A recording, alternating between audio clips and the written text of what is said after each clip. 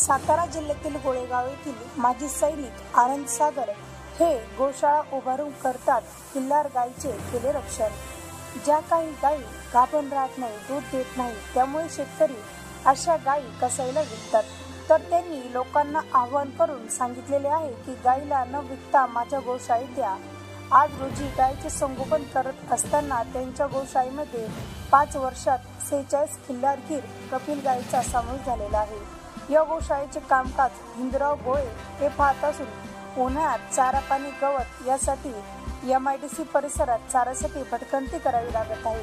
आनंद सागर हे गोशाळेतील गायीचे आपल्या मुलाबाळाप्रमाणे संगोपन करतात। तर गायींना चाऱ्यासाठी दानशूर लोकांनी मदत करण्याचे आवाहन यावेळी करण्यात आलेले आहे। मी माजी सैनिक हिंदूराव दत्तात्रय गोळे, राहणार गोळेगाव। पहिलं आमचं गोळेगाव वाई तालुक्यामध्ये गोळेगाव होतं। 2000 मध्ये धरण तिथं झाल्यामुळं ते पुनर्वसन होऊन लोणंदच्या ठिकाणी गोळेगाव नावानेच वसलेले आहे। मी आर्मीमधून 2016ला रिटायरमेंट झालो।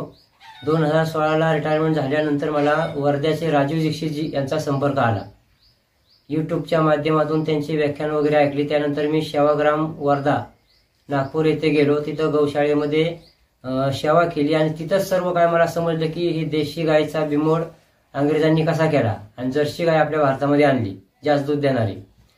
त्या तिथं मला हे आयुर्वेद आणि देशी गायबद्दल स्वदेशी विषयी माहिती पडल्यानंतर देशी गायच्या विषयी माझ्या मनामध्ये प्रेम निर्माण झालं। आणि देशी गाय पाळायची कुठली तर आपली प्रांतीय गाय खिल्लार, आणि त्याच्यामध्ये खिल्लारमध्ये पण मी गाय कुठली निवडली, जी गाय दूध देत नाही, जी गाय भाकड आहे, जी गाभण राहत नाही, जी म्हातारी गायी, अशी लोक ह्या गायांना सांभाळत नाहीत आणि ते आडकुशीनं कसाबाला विकतात। मग अशा गायींची मी निवड केली आणि वर्ध्याला मी जवळजवळ 2-1 वर्ष राहिलो। कधी 6 महिने, कधी 8 महिने, कधी 2 महिने, असं करून 2 वर्ष काढली। नंतर तिथून आल्यानंतर 8 महिने मी पुऱ्या सातारा जिल्ह्यामध्ये स्कूटरवरती फिरलो। तेव्हा गाय कुठे भेटेल, कशी भेटेल, आणि त्या अशा करता करता मी कागदामध्ये 19 गायीं 10 वासरं गोळा केली। पण ज्यावेळेस मी मे 2019ला गायी घेतल्या त्यावेळेस मला फक्त 13 गायी भेटल्या। आणि त्या 13 पासून मग नंतर मी काय केलं, त्यांना आयुर्वेदिक ट्रीटमेंट दिलं। ज्या गायी गाभण राहत नव्हत्या अशा गायींना आयुर्वेदिक ट्रीटमेंट करून त्या गायी गाभण राहायला लागल्या, आणि ज्या गायी दूध न देणाऱ्या त्या परत दूध पण द्यायला लागल्या। आणि हे ब्रीडिंग आपण फक्त बैलापासूनच करतो, शिमेन कधीच भरत नाही। आणि असं करता करता इथं आपल्याला तर बैल कुणी देत नव्हता, मग जसे बावधन, सोमजायमठ, बावधन मधलं अशा ठिकाणी गायी घेऊन जायचो पुण्याला, आणि तिथून गायी भरून आणायचो।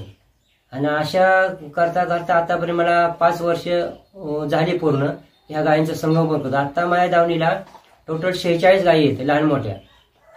आणि इथं जे बाजरीचं सरमाड असतं ती शेतकरी मला फुकट देतात। आपण फक्त उचलून आणायचं, मजूर लावून गोळा करायचं, गाडी भरायचा पैसे लागतो, गाडी ट्रॅक्टरनं आणायचं म्हणलं तरी पैसा लागतो, हे सर्व आपण खर्चानं करतो।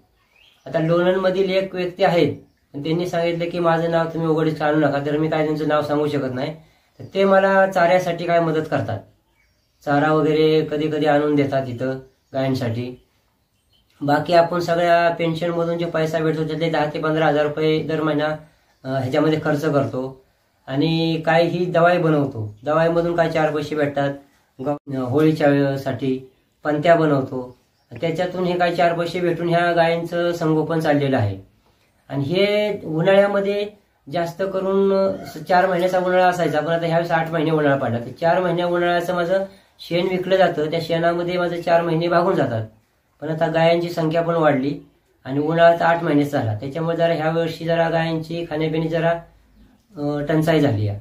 आणि पाणी गावी घरी नाहीये, थोडंसं पाणी येतं, मग ते एक ठिकाणी MIDC मध्ये पाणी आहे, ती पण म्हणायचं ह्या गायींच्या कृपेनंच पाणी आहे। पाणी निवाळ संख आहे, जवळजवळ 50-100 मीटर पर्यंत पाणी येतंय, तिथनं पाणी गडप होतंय। तर जाता येता पाणी गायी तिथं पितात माझ्या, आणि असं संगोपन चाललेलं आहे।